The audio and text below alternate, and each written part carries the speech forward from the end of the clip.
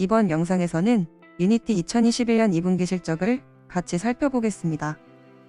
그 전에 먼저 주가 흐름부터 보겠습니다. 지난 12월 말 주가는 174불까지 올랐다가 쭉 떨어졌었는데요. 그 이후에 몇 달 동안 횡보하다가 최근 실적 발표 즈음에서 주가는 다시 상승 탄력을 받고 있습니다. 거래량도 증가하고 있고요. OBV도 증가하고 있습니다. 참고로 OBV는 온 밸런스 볼륨의 약자이고요. OBV는 주가가 상승한 날의 거래량 누계에서 주가가 하락한 날의 거래량 누계를 뺀 것입니다. 그렇기 때문에 OBV가 증가한다는 것은 매집 활동이 꾸준히 활발하게 이뤄진다는 것을 의미합니다. 주가 상승과 함께 OBV가 증가한다면 주가 상승이 계속해서 힘을 받고 있는 것으로 판단할 수 있으나 주가가 상승함에도 OBV가 감소한다면 매수세가 점차 약화되고 있는 것으로 주가 상승이 길게 가지 못할 것임을 짐작할 수 있습니다. 현재까지만 보면 유니티는 주가 상승과 함께 OBV도 증가하고 있으므로 주가 상승이 계속해서 힘을 받을 것으로 보입니다. 다음으로 볼린저 밴드를 보시겠습니다. 이 차트에 있는 연한 하늘색 선이 볼린저 밴드입니다. 이틀 연속 큰 양봉이 터지면서 주가는 볼린저 밴드 상단을 뚫으면서 상승하고 있습니다. 볼린저 밴드에 대해서 잠깐만 말씀을 드리겠습니다. 주가가 볼린저 밴드 안에서 움직일 확률은 95% 정도인데요. 그래서 교과서적으로는 볼린저 밴드 하단을 터치했을 때 매수하고 상단을 터치했을 때 매도하는 전략을 사용합니다. 저는 좀 다르게 응용하는데요.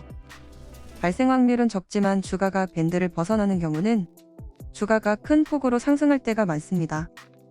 그래서 저는 주가가 밴드 상단을 두세 번 연속으로 터치하면 좋은 매수 신호라고 판단합니다.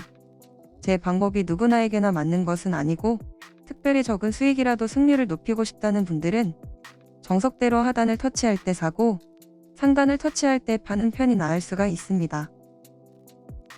전체적으로 봤을 때 차트는 좋아 보이는데요.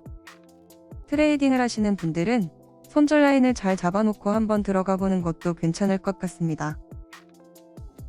그러면 이어서 제가 사용하는 타이거 트레이딩 플랫폼에서 분석한 내용을 보겠습니다. 현금 회력과 수익성을 굉장히 좋게 보고 있고 의외로 성장 여력을 낮게 보고 있습니다. 이게 올 3월 기준이니까 2분기 실적을 반영하면 조금 변하지 않을까라는 생각을 해봅니다.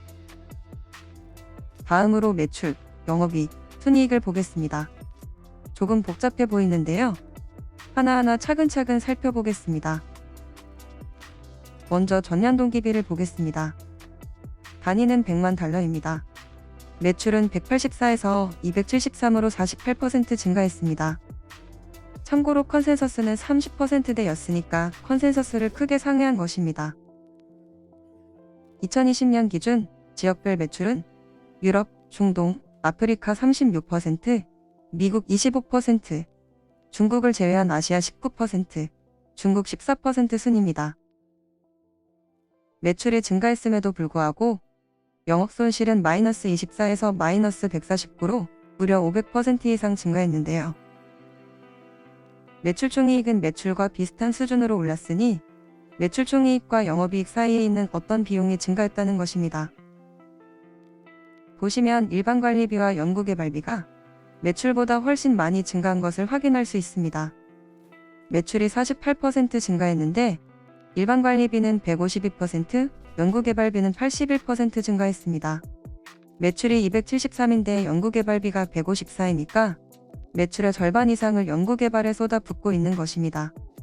이와 더불어서 원격 협업줄 제공기업인 파색인수도 합의가 되었으니 장기적인 전망은 밝아 보입니다. 참고로 인수규모는 3억 2천만 달러입니다. 영업에서 손실을 기록하고 있으니 순이익이 나기가 힘든 구조인데요. 영업손실 폭만큼 순손실이 늘었습니다. 그러면 2019년 4분기부터 분기별 실적의 흐름을 보겠습니다. 스냅샷으로 보다 보면 큰 흐름을 놓칠 수 있는데요. 흐름을 보는 것은 항상 중요합니다. 매출부터 보면 158, 167, 184, 200, 220, 234, 273 매분기 증가했습니다. 영업이익은 마이너스 31, 마이너스 27, 마이너스 24, 마이너스 141, 마이너스 79, 마이너스 110, 마이너스 149로 2019년 말 2020년 초와 비교하면 손실폭이 꽤 커졌습니다.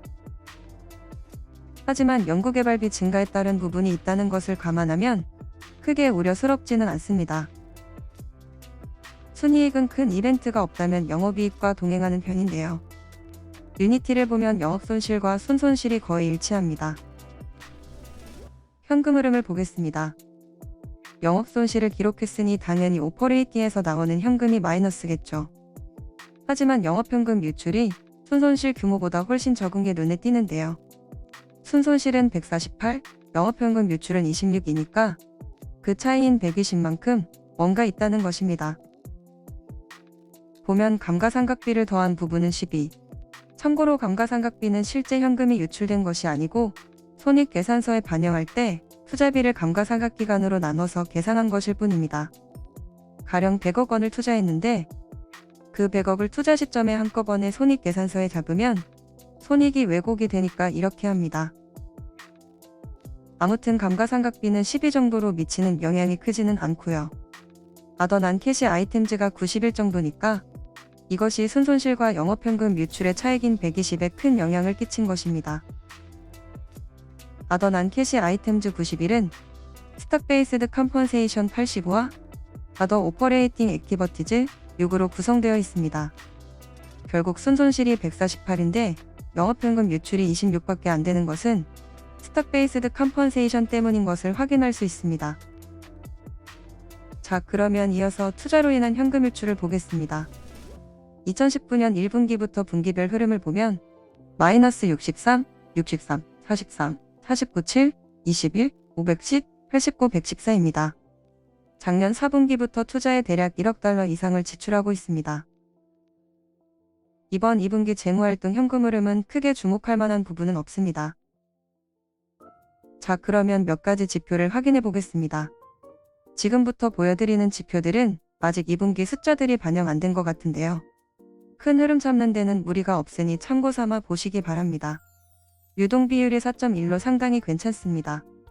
유동비율은 유동자산에서 유동부채를 나눈 것인데요. 대체적으로 200% 이상이면 양호하다라고 판단합니다. 당좌비율도 괜찮은데요. 3.97입니다. 통상 1 이상이면 양호하다고 봅니다. 당좌비율은 당좌자산에서 유동부채를 나눈 것인데요. 아까 유동비율의 분자인 유동자산이 당좌자산으로 대체된 겁니다. 쉽게 말하면 당좌자산은 유동자산 중 가장 유동성이 높은 자산만 포함하니까요. 당좌비율은 유동비율보다 낮습니다. 그래서 유동비율보다 더 엄격하다고 보면 됩니다. 유니티의 경우 유동비율은 4.1, 당좌비율은 3.97입니다.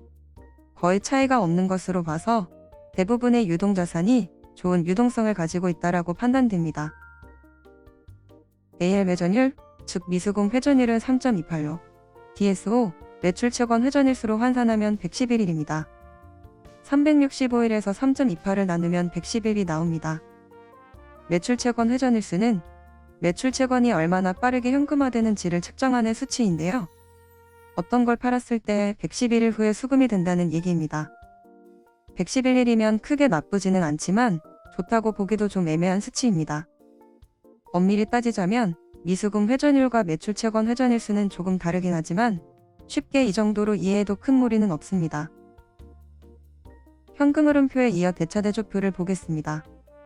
2019년 대비 2020년의 자산이 큰 폭으로 늘었는데요. 현금 흐름표에서 확인했듯이 투자를 계속해서 많이 하고 있고 특히 작년 4분기에 510백만 달러를 투자했었으니 이 부분이 반영된 것으로 보이고요. 부채도 늘었지만 자산이 워낙 크게 증가해서 부채 비율은 48%에서 23%로 축소되었습니다. ROA, ROC, ROE는 회사가 이익을 못 내고 있으니까 크게 의미는 없습니다. 어떤 ETF들이 유니티를 홀딩하는지 etf.com에서 확인해 봤는데요. 현재 총 59개의 ETF가 유니티에 투자 중이고 가장 많이 투자하고 있는 펀드는 마크K입니다. 59개 펀드 중에서 액티브 펀드는 10개입니다. 마크K도 여기에 포함됩니다. 영상 제작일인 8월 12일 기준으로 마크는 마크K, Q, W, X에서 유니티를 보유하고 있고 펀드 내 보유 비중은 3.29%로 171개 종목 중 6위에 위치해 있습니다. 그리고 아크는 유니티 전체 물량의 약 4.3%를 가지고 있는데요. 지금부터 이 비중이 계속 올라간다면 AR 입장에서는 좀 부담스러워질 수가 있습니다. 예를 들어서 위의 테라닥처럼 아크 지분율이 10%에 육박하면 나중에 매도할 때 호가를 깨면서 매도하게 될 수도 있고, 또한 이 정도 지분율을 가지고 있는 아크가 지분을 정리하게 된다는 것은 어떤 측면에서든지 투자자들에게 영향을 끼칠 수가 있습니다. 아크는 분명 분할 매도할 텐데 이것을 확인한 투자자가 따라서 팔게 되면 아크는 날이 갈수록 싸게 팔아야 하는 상황이 올 수 있다는 거죠. 아무튼 유니티는 아직까지는 이 정도로 우려할 만한 정도는 아닙니다. 노란색 선은 유니티의 주가, 보라색 선은 아크가 가지고 있는 유니티 주식수입니다.